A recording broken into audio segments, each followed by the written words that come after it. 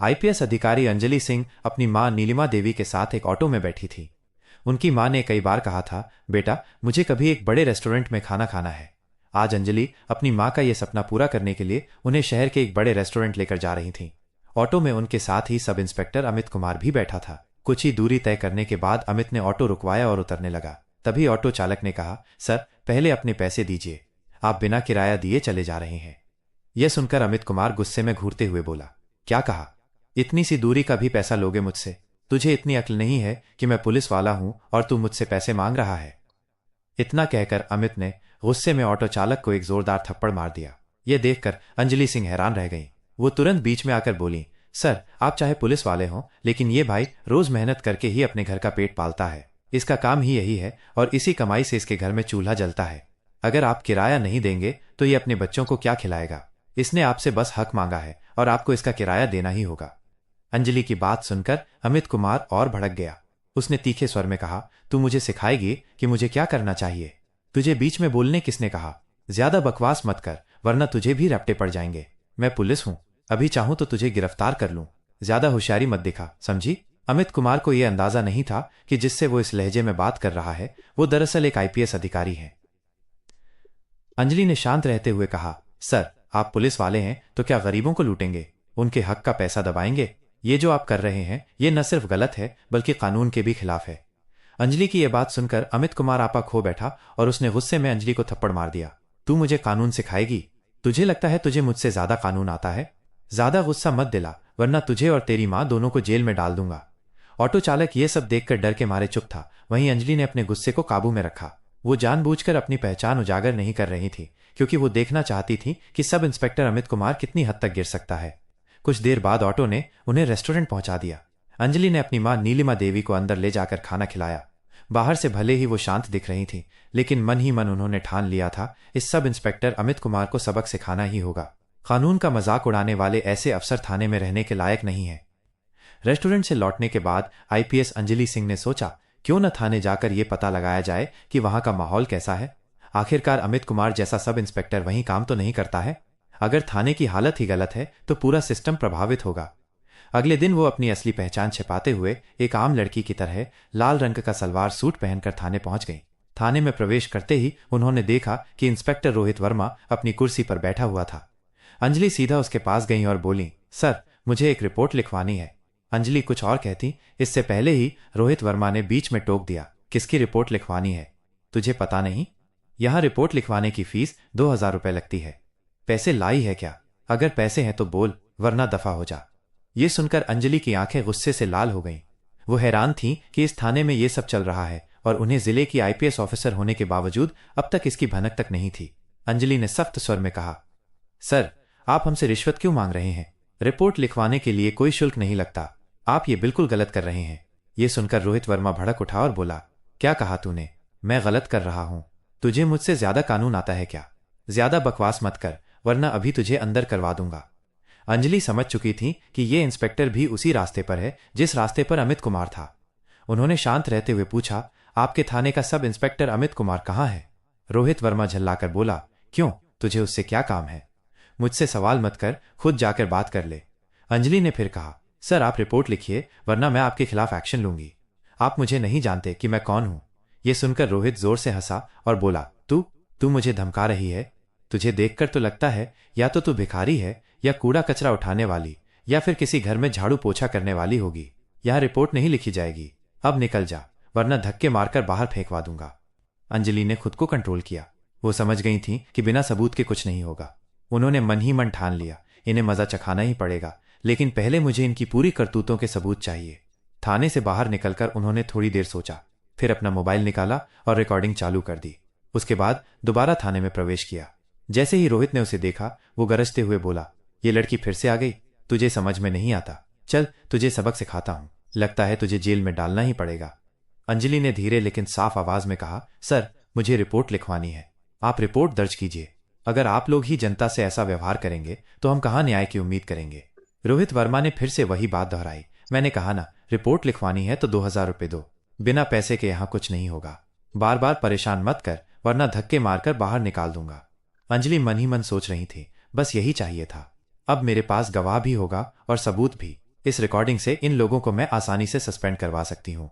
वो मुस्कुराकर बोली, देखिए सर, आप रिश्वत क्यों मांग रहे हैं? कानून में कहीं नहीं लिखा कि रिपोर्ट दर्ज करने के लिए जनता से पैसे लिए जाएं। आप कानून तोड़ रहे हैं। अगर आपने मेरी रिपोर्ट दर्ज नहीं की तो मैं आपके खिलाफ भी कड़ा एक्शन लूंगी। आप खुद को बड़ा अधिकारी समझते हैं, लेकिन आपको अंदाजा नहीं कि आपके साथ आगे क्या होने वाला है। यह सुनकर इंस्पेक्टर रोहित वर्मा ने गुस्से में 2 सिपाहियों को आदेश दिया, इस लड़की को बाहर निकालो, ठीक से सबक सिखाओ, यह ऐसे नहीं जाएगी। दोनों सिपाही अंजलि की तरफ बढ़े और उसका हाथ पकड़ने ही वाले थे कि तभी अंजलि सिंह ने जोर से कहा, रुको। इसके साथ ही उन्होंने झट से अपनी जेब से सरकारी आईडी कार्ड निकाला और रोहित वर्मा के हाथों में दे मारा। आईडी देखते ही रोहित वर्मा के हाथ कांपने लगे, उसका चेहरा पीला पड़ गया। वो डरते डरते बोला, मैडम, मुझे माफ कर दीजिए, मैं तो आपसे मजाक कर रहा था। आप बताइए किसके खिलाफ रिपोर्ट लिखवानी है, मैं तुरंत दर्ज कराता हूं। लेकिन अंजलि ने बीच में ही उसकी बात काट दी और सख्त आवाज में बोली, देखो इंस्पेक्टर, मुझे रिपोर्ट लिखवानी थी, लेकिन अब नहीं। अब मुझे सब समझ आ गया है। इस थाने की हालत बहुत खराब है। यहाँ के अधिकारी जनता को मदद देने के बजाय उन्हें लूटते हैं, डराते हैं और कानून का मजाक उड़ाते हैं। अब तुम्हारा बचना नामुमकिन है। तुम्हारे खिलाफ हमारे पास सबूत मौजूद है और मैं तुम्हें सस्पेंड करने जा रही हूं। थाने में मौजूद सारे सिपाही ये सुनकर सन्न रह गए, सब चुपचाप खड़े रहे। रोहित वर्मा कुर्सी से उठकर अंजलि को बैठने का आग्रह करने लगा। अंजलि ने कुर्सी पर बैठते ही सख्त स्वर में पूछा, सब इंस्पेक्टर अमित कुमार कहाँ है? रोहित वर्मा ने झिझकते हुए कहा, वो आज छुट्टी पर है मैडम। अंजलि गुस्से से बोली, सब इंस्पेक्टर अमित कुमार और तुम इंस्पेक्टर रोहित वर्मा, दोनों के खिलाफ तुरंत कार्रवाई होगी। सस्पेंशन लेटर तैयार किए जाए। मैं कुछ घंटों में एसपी ऑफिस पहुंच रही हूं, वहां सभी मौजूद रहेंगे। इसके बाद अंजलि थाने से बाहर निकली और सीधे उस ऑटो चालक के पास गई। उन्होंने कहा, देखो भाई, तुम्हें सब इंस्पेक्टर अमित कुमार के खिलाफ गवाही देनी होगी, तभी इन्हें सस्पेंड किया जा सकेगा। यह सुनकर ऑटो चालक घबराकर बोला, मैडम, ये नामुमकिन है। थाने में कोई हमारी नहीं सुनता। जो भी इनके खिलाफ बोलता है उस पर झूठा केस दर्ज कर देते हैं और जेल में डाल देते हैं। आप भी इनका कुछ नहीं कर पाएंगी, रहने दीजिए। अंजलि मुस्कुराई और बोली, तुम्हें टेंशन लेने की जरूरत नहीं है। मैं कोई आम लड़की नहीं हूं। मैं आईपीएस अंजलि सिंह हूं और मैं वादा करती हूं इन लोगों को सस्पेंड करके रहूंगी। ये सुनकर ऑटो चालक की आंखों में उम्मीद जग गई। उसने उत्साहित होकर कहा, क्या आप सच में आईपीएस हैं मैडम? पहले क्यों नहीं बताया? अगर आप हमारे साथ हैं तो मैं गवाही देने के लिए तैयार हूं। बताइए मुझे कहां जाना है? अंजलि ने उसे अपने साथ लिया और दोनों एसपी ऑफिस पहुंचे। वहां पहले से sub inspector Amit Kumar, inspector Rohit Verma और डीएसपी मौजूद थे। अंजलि ने सस्पेंशन लेटर हाथ में लिया और सामने रखा। फिर उन्होंने ऑटो चालक से कहा, अब सच सबके सामने बताओ।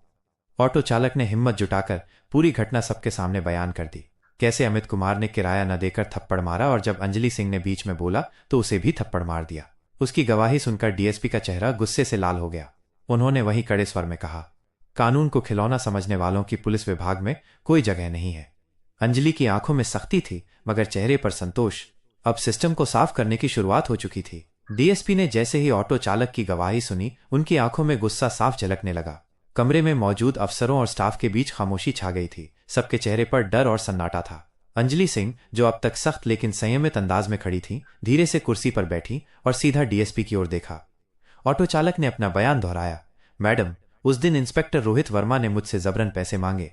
जब मैंने मना किया तो उन्होंने मुझे थाने में खींचकर ले जाकर झूठे आरोप लगाने की धमकी दी।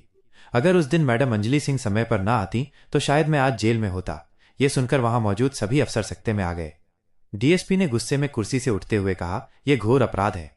इंस्पेक्टर और सब इंस्पेक्टर को जनता का रक्षक होना चाहिए, न कि अत्याचारी। इस तरह की हरकतें पूरे पुलिस विभाग की छवि खराब करती हैं। इंस्पेक्टर रोहित वर्मा ने कांपते हुए कहा, सर, यह सब झूठ है।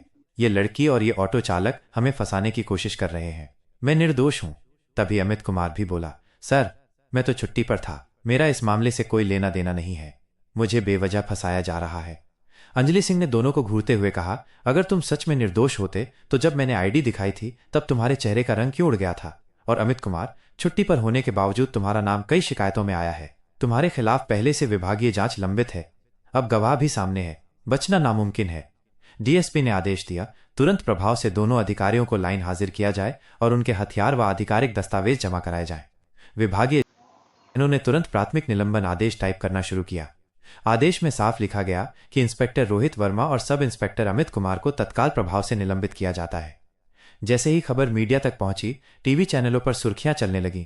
भ्रष्ट पुलिस अधिकारियों पर गिरी गाज, आईपीएस अंजलि सिंह की सख्ती। जनता की आवाज बनी आईपीएस, रिश्वतखोर पुलिस वाले निलंबित। रिपोर्टर एसपी ऑफिस के बाहर जमा हो गए। अंजलि सिंह ने मीडिया से कहा, यह कार्रवाई जनता का विश्वास लौटाने के लिए है। पुलिस का कर्तव्य सुरक्षा है, शोषण नहीं। हम सुनिश्चित करेंगे कि दोषियों को सख्त सजा मिले। ऑटो चालक ने डरते हुए कहा, मैडम, अब मुझे डर है कि ये दोनों बदला लेंगे। अंजलि सिंह ने तुरंत आदेश दिया कि गवाह को पुलिस सुरक्षा दी जाए। 2 सिपाहियों को उसकी सुरक्षा में लगाया गया। उन्होंने गवाह को भरोसा दिलाया, अब तुम्हें कोई हाथ नहीं लगा पाएगा। जब तक मैं हूं तुम सुरक्षित हो।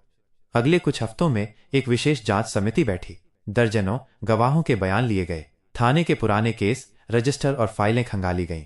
कई नागरिकों ने आगे आकर शिकायत की कि उन्हें भी इन दोनों अधिकारियों ने प्रताड़ित किया था। जांच रिपोर्ट में साफ लिखा गया, दोनों अधिकारियों का आचरण न केवल असंवैधानिक है बल्कि पुलिस की गरिमा को भी धूमिल करता है। आरोप प्रमाणित है। मामला जिला अदालत तक पहुंचा। कोर्ट में गवाह पेश हुए और मीडिया भी मौजूद थी। जज ने सख्त लहजे में कहा, पुलिस जनता की रक्षा के लिए होती है, न कि उन्हें डराने के लिए। ऐसे अधिकारियों को सेवा में बने रहने का कोई अधिकार नहीं। गवाह की गवाही और जांच रिपोर्ट देखकर अदालत ने आदेश दिया कि दोनों अधिकारियों का निलंबन बरकरार रखा जाए। उनके खिलाफ आपराधिक मुकदमा भी चलेगा और सेवा लाभ, सैलरी, भत्ते तत्काल प्रभाव से रोक दिए जाएं। आखिरकार दोनों अधिकारियों को सेवा से बर्खास्त करने की प्रक्रिया शुरू हुई। यह खबर पूरे राज्य में फैल गई। लोगों ने राहत की सांस ली। मीडिया ने अंजलि शर्मा को जनता की प्रहरी और लौह महिला कहना शुरू किया। ऑटो चालक भावुक होकर बोला, मैडम, अगर आप न होती तो हम जैसे गरीब लोग कभी न्याय नहीं पा सकते। आपने हमें हिम्मत दी। अंजलि सिंह ने मुस्कुराते हुए कहा, पुलिस की वर्दी जनता की सेवा और सुरक्षा के लिए है और जब तक मैं इस वर्दी में हूं, न्याय हमेशा जनता के साथ खड़ा रहेगा। इस तरह कानूनी प्रक्रिया, गवाह की सुरक्षा, मीडिया की भूमिका और अदालत के फैसले के बाद इंस्पेक्टर रोहित वर्मा और सब इंस्पेक्टर अमित कुमार का करियर समाप्त हो गया। कहानी का अंत हुआ, लेकिन ये एक मिसाल बन गई कि कानून से ऊपर कोई नहीं, चाहे वो पुलिस अधिकारी ही क्यों ना हो। दोस्तों, अगर आपको ये वीडियो पसंद आया है तो प्लीज़ इस वीडियो को लाइक कीजिए और ज़्यादा से ज़्यादा लोगों तक शेयर कीजिए और हमारे चैनल थिंक टॉर्च को सब्सक्राइब कीजिए ताकि आपको ऐसे ही ज्ञानवर्धक और सच्ची घटना पर आधारित वीडियो मिलते रहें।